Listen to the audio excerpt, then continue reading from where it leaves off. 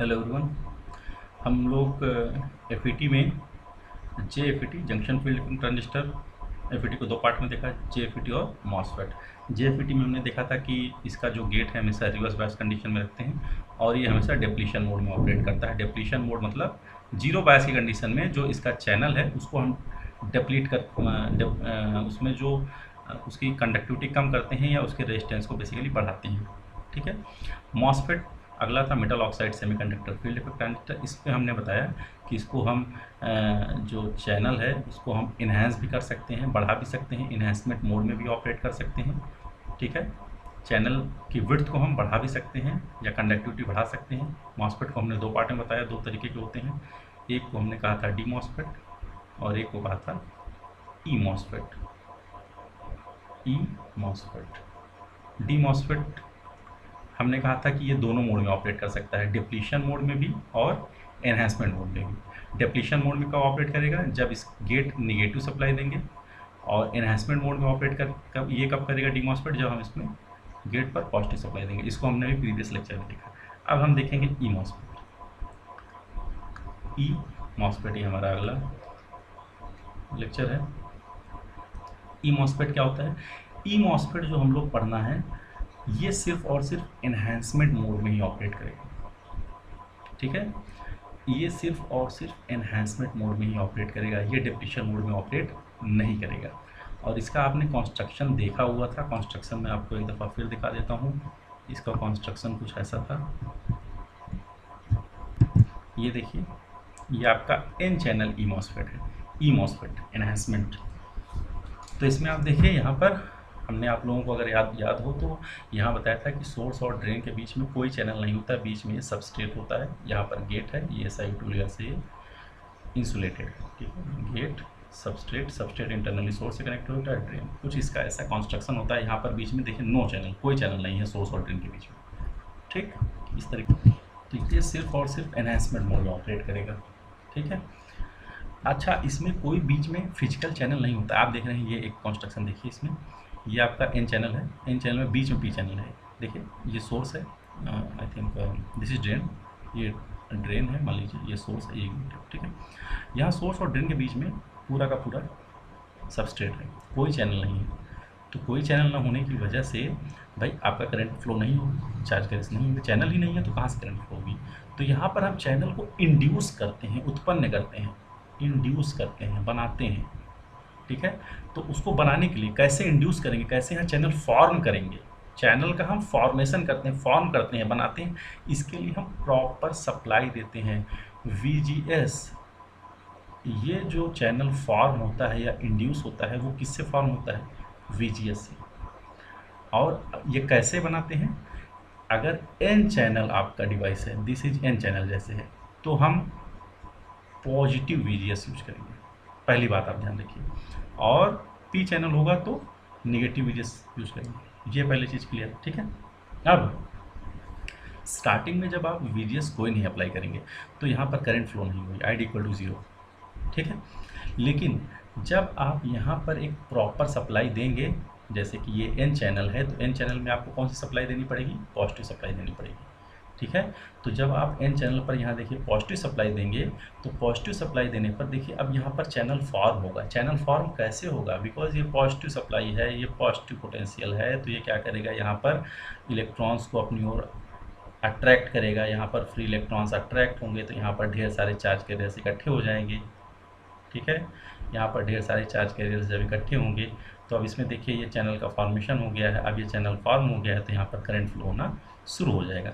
लेकिन ये बताइए कि जब हम सप्लाई देंगे VGS की, तो मान लीजिए 0 पहले वोल्ट है, फिर 0.1 0.2 बढ़ाते जाएंगे तो धीरे धीरे क्या करेगा? ये फ्री इलेक्ट्रॉन्स को अपनी ओर अट्रैक्ट करेगा। फिर यहाँ जो होल्स होंगे, पहले तो फ्री इलेक्ट्रॉन जो आएंगे ये होल्स को फिल करेंगे, फिर धीरे धीरे यहाँ पर चैनल का फॉर्मेशन होगा। तो एक समय ऐसा आएगा कि जब इसको भी बढ़ाते जाएंगे भाई पहले कम वोल्टेज देंगे तो अचानक से चैनल तो फॉर्म नहीं होगा, धीरे धीरे वोल्टेज बढ़ाते जाएंगे तो एक ऐसा वोल्टेज आएगा जिस पर ये चैनल फॉर्म हो जाएगा और करंट फ्लो होना शुरू हो जाएगी, मतलब डिवाइस ऑन हो जाएगी। बेसिकली हम कहें तो डिवाइस क्या हो जाएगी?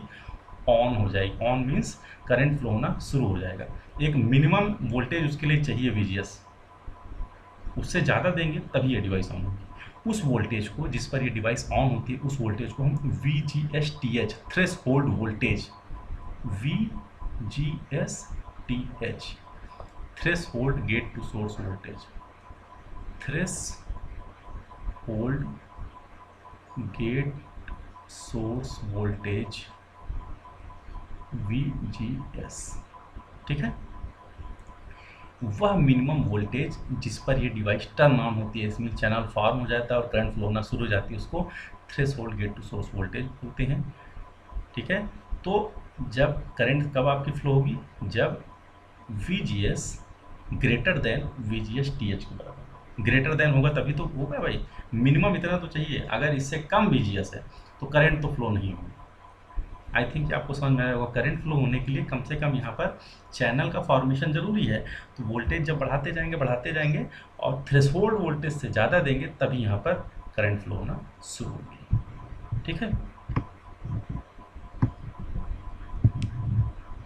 ये देखिए, इसमें आप देख रहे होंगे, ये देखिए VGS इधर हमने दिखाया हुआ है, यहाँ पर आपको VGS है और ये आपका ID ड्रेन करंट, ये पॉजिटिव अब हमने क्यों अप्लाई किया है, क्योंकि हम एन चैनल की बात कर रहे हैं, ठीक है।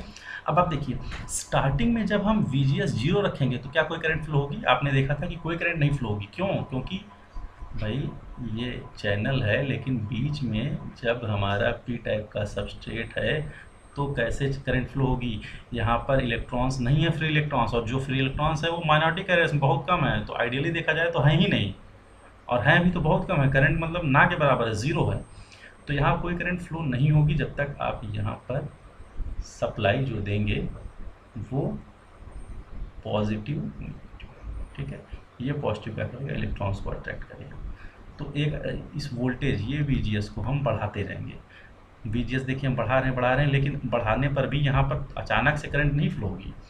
एक मिनिमम VGS चाहिए जिस पर करंट फ्लो होगी, VGS-TH जिसको कहते हैं थ्रेशोल्ड वोल्टेज, मिनिमम वोल्टेज। जब ये जो है आपका क्रिएट हो जाता है ये आपका चैनल, देखिए जब आप बढ़ाते जाते हैं एक समय ऐसा आता है VGS थ्रेशोल्ड जहाँ से करंट फ्लो होना शुरू हो जाती है, या यूँ कहें कि आपकी डिवाइस ऑन हो जाती है, और आप फिर सीधे से फिर जितना आप वोल्टेज बढ़ाते जाएंगे उतना ही आपको चैनल विड्थ बढ़ती जाएगी, और चैनल विड्थ बढ़ने के कारण ये ID बढ़ता जाएगा, ठीक है। तो इस तरीके से था ये इसका कर्व जो आपको दिख रहा है। अब इसका हम सिंबल देख लेते हैं। ये देखिए, ये जो 1 में दिखाया गया है ये N चैनल EMOSFET के लिए है सिंबल, और ये है P चैनल EMOSFET के लिए सिंबल है। यहाँ पर आप देखिए सिंबल वही, ये दिस इज गेट, ये सोर्स है, मान लीजिए ये ड्रेन, ये सोर्स हम इधर लिखते हैं, सोर्स ड्रेन गेट, ठीक है। अब यहाँ देखिए आप, ये देखिए सबसे पहले तो गेट इंसुलेटेड है चैनल से, ठीक है, और चैनल में देखिए बीच में सबस्ट्रेट है, फिर इधर ड्रेन, इधर सोर्स, और ये सब आपस से एक दूसरे से कनेक्टेड नहीं है। क्यों? क्योंकि चैनल, ये देखिए आप ऐसे होता है कुछ, बीच में चैनल बिल्कुल होता ही नहीं है, चैनल है ही नहीं। तो यहाँ पर सोर्स अलग, ड्रेन अलग, गेट और सबस्ट्रेट अलग, और सबस्ट्रेट एक दूसरे से कनेक्टेड रहते हैं। अगर आप इंटरनली है ये एरो तो ये N चैनल MOSFET है, और अगर बाहर की तरफ है एरो तो ये P चैनल MOSFET है। ये इसका सिंबल था, ठीक है। और थिंक ठीक है। अब यहाँ इसका देखिए ट्रांसकंडक्टेंस जो हमने कर्व बनाया था, जो ट्रांसफ़र कैरेक्टरिस्टिक जो बनाई थी, अब इसमें ये देखिए ट्रांसकंडक्टेंस कर्व है यहाँ पर। और जब आप कोई भी FET लेते हैं तो उसकी जो डेटा शीट होती है, डेटा शीट मतलब जो मैन्युफैक्चरर जिसने उस FET को बनाया हुआ है वो उसके साथ साथ कुछ इसके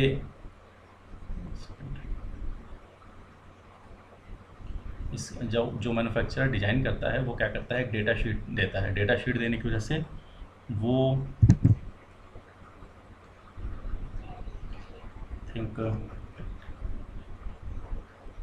डेटा शीट जब देता है तो उसमें कई सारी वैल्यूज़ होती हैं, ID ऑन की वैल्यू होती है और VGS ऑन की वैल्यू होती है।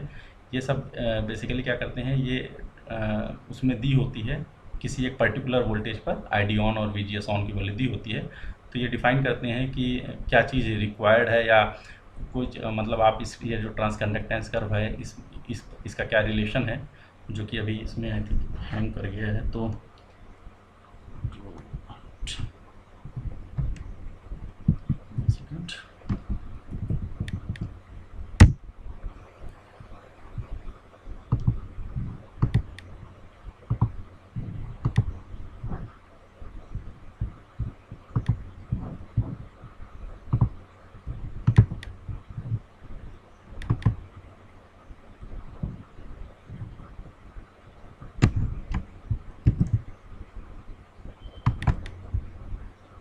तो यहाँ जो मैं बता रहा था कि जो आपका जो कर्व है बेसिकली वो ये जो कर्व है ये 0 से न स्टार्ट होकर VGS TS से स्टार्ट है, ठीक है।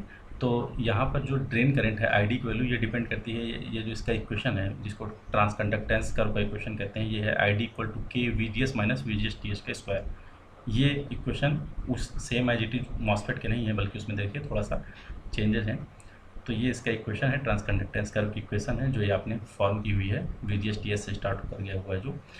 और ये जो K है ये कांस्टेंट K है, ये जो कोई पर्टिकुलर ई मॉस्फेट है उस पर डिपेंड करता है। तो वो उसकी वैल्यू कैसे कैलकुलेट करते हैं, इसकी value K = ID on upon VGS on - VGS TS। ये ID ऑन और VGS ऑन की वैल्यू मैंने बताया था कि ये जो डेटा शीट होता है ई मॉस्फेट की, तो वो किसी एक पर्टिकुलर उसके लिए किसी एक पॉइंट पर दिया होता है कि ये जो ट्रांसकंडक्टेंस करके किसी एक पॉइंट के लिए इनकी वैल्यू ID ऑन और VGS ऑन ये वैल्यूज दी होती है, VGS TS की वैल्यू दी है तो K कैलकुलेट कर सकते हैं। K कैलकुलेटेड है तो ये ID का आप किसी एक पर्टिकुलर VGS के लिए ये कैलकुलेट कर सकते हैं। तो ये था ई मॉस्फेट और इसकी कैरेक्टरिस्टिक्स, ट्रांसफ़र कैरेक्टरिस्टिक के बाद ट्रांसकंडक्टेंस कर्व का क्वेश्चन। तो आप लोग इसको ध्यान से पढ़िएगा 2-3 बार, और ठीक है, थैंक यू।